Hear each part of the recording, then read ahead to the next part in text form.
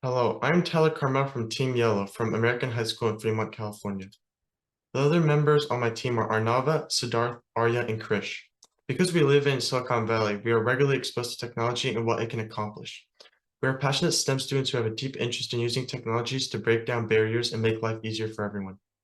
Our product objective is to revolutionize communication by creating an intuitive drawing-to-speech app that breaks down barriers and enhances accessibility for users of all abilities.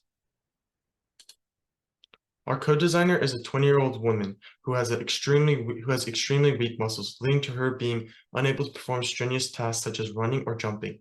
She is also unable to speak and understand the alphabet, leading to her not being able to communicate her needs effectively. Right now, to communicate with others, she uses an augmentative and alternative communication app on her iPad, where she can click different symbols to string together a sentence. The problem she has with this app is that she has to click through several pages to get to the item she wants, which is tedious for her to do so often. She lives with her mother, who is her full-time caretaker, and frequently visits a care center where she interacts with others with disabilities and takes classes based around advancing her abilities to allow her to be more independent.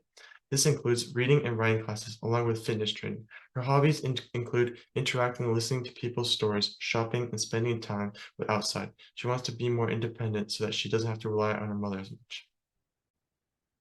So this is our lo-fi design. Design felt too compact and cluttered. The proportions did not feel right, and attributes used in design were not appealing to the eye.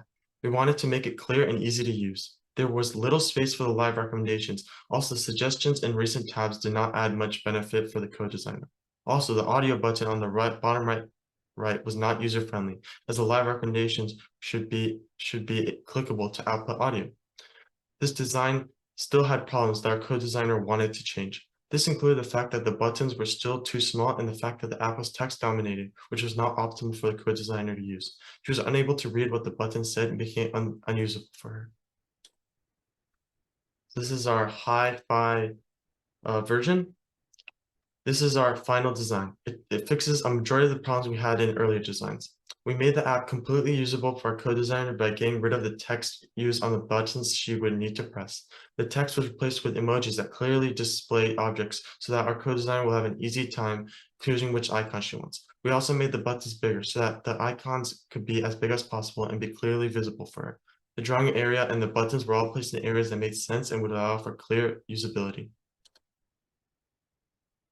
So this is our final product.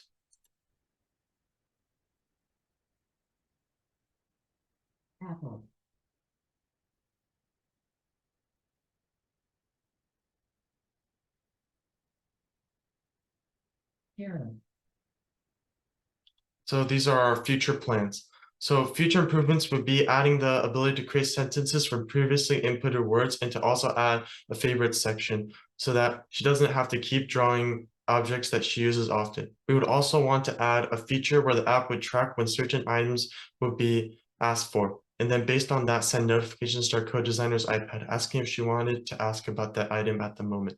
Overall, we would want to add more features to the app that expand the communication part of the app.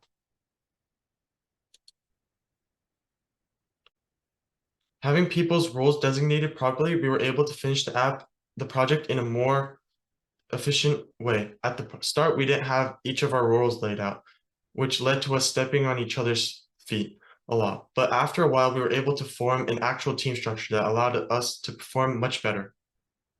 We also learned how important a proper timeline is. At the start of the project, we would just state that we would finish the parts of the project in the future without any set deadlines. This led to us not properly working on the project, leading us falling behind. After we started setting rigid deadlines and our goals and our productivity went way up. Thank you for listening to our presentation.